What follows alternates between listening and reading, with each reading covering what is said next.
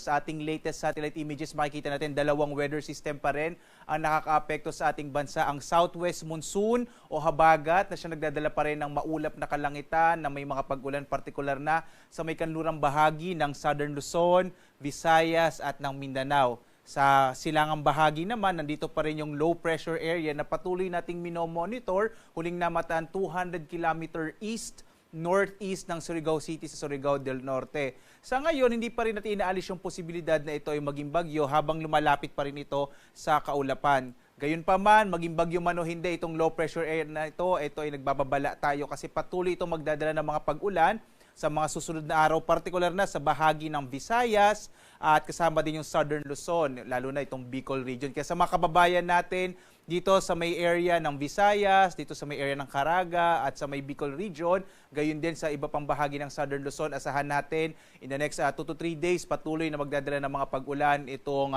low pressure area, habang ang southwest monsoon magdadala rin ng mga pag-ulan dito sa may western section ng ating bansa. Yung ilang bahagi ng Luzon, kasama na dyan yung Northern Luzon at yung silangang bahagi ng Luzon, yung Ilocos region, patuloy na makararanas ng mga thunderstorms, mga isolated rain showers and thunderstorms. Kasama na dyan itong Central Luzon at yung bahagi ng Calabarzon at Metro Manila. Maliban dito sa low pressure area natin minomonitor, wala na tayo iba pang binabantayang anumang weather disturbance sa loob at labas ng Philippine Area of Responsibility. Kaya laging tumutok sa Pag-asa kung makikita natin kung magiging bagyo itong low pressure area na ating minomonitor, silangan ng Mindanao.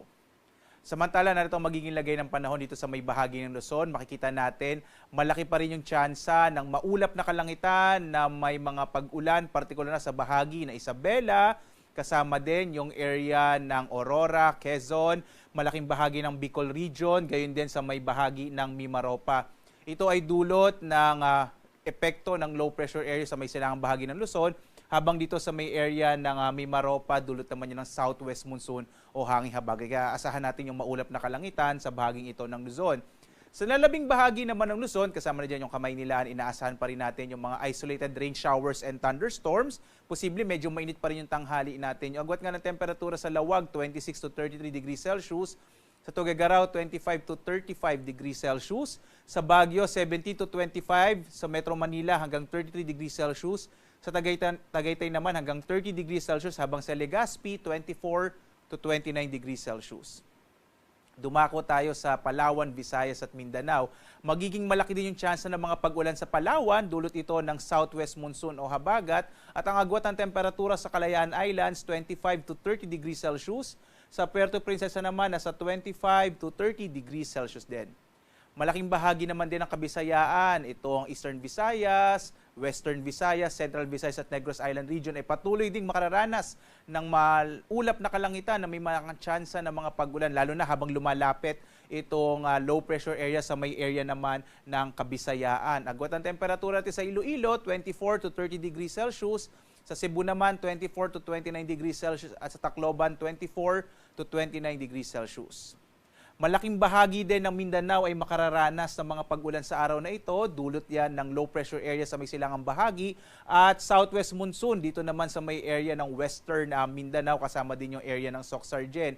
Asahan natin yung mga pag-ulan na maaring magdulot pa rin ng mga biglaang pagbaha at pagguho ng lupa. Kaya sa mga kababayan ho natin dito sa Palawan, Visayas at Mindanao, iba yung pag-iingat nga dahil inaasahan pa rin natin magtutuloy-tuloy itong mga pag-ulan na dulot ng habagat at southwest monsoon. Yung habagat, southwest monsoon at saka yung low pressure area. Sa Zamboanga, ang agwat ng temperatura 24 to 30 degrees Celsius. Sa Davao City, 24 to 30 degrees Celsius. Habang sa Cagayan de Oro, nasa 24 to 30 degrees Celsius. Samantala, sa ngayon, wala tayong nakataas na gale warning pa rin, pero nagbibigay tayo ng babala, lalong-lalo na sa mga maliliit na sasakyang pandagat. Kasi dito sa may kanlurang bahagi ng ating bansa, moderate to rough o katamtaman hanggang sa maalon ang magiging lagay ng ating karagatan. Kaya iba yung pag-iingat, lalo na pag minsan medyo mataas po yung alon. No? So iba yung pag-iingat sa mga kababayan natin, lalong-lalo na nga yung may mga maliliit na mga bangka. Samantala, ang araw natin ay sisikat mamayang 5:36 na umaga at lulubog, ganap na 6:29 ng gabi.